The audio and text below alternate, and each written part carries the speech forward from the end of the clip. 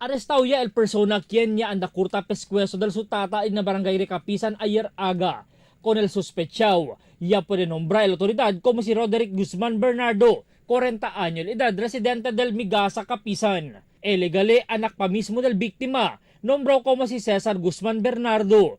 Asigun con la Station Commander del Police Station 7 na Santa Maria, Police Superintendent Highwin Salvado. Caso de murder el planta sila con el sospechado. Después pa de encontrar na su posisyon el un bolo que tiene parastro del mga sangre que posible ya usa na krimen. Gather pa enough evidence si mangkuang kita. So tapikura kami mangkuang ko na siya as murder, no? So amo ganit ang kompa kami kanel otro members del family para mang-cooperate ka naman. Ay pwede kita man recover, no, el bolo del suspect, no? Chenele traces del blood, no? Ya relata si Salvado, kaya prikura pa arreglar sospechado con el crime scene para aseliyos con el mga otoridad na di la investigasyon. Pero yan nega con este mga akusasyon el mismo sospechado. No hay culpa, sir.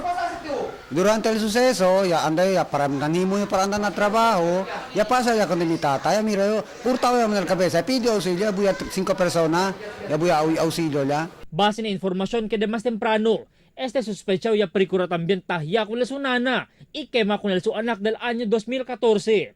Aquel antes, no sé aquella historia, oye, de mi bata que él, tahuga sila fuego, pea tumba, yan paila el caso conmigo de mi suegra, kayo daw ya quema.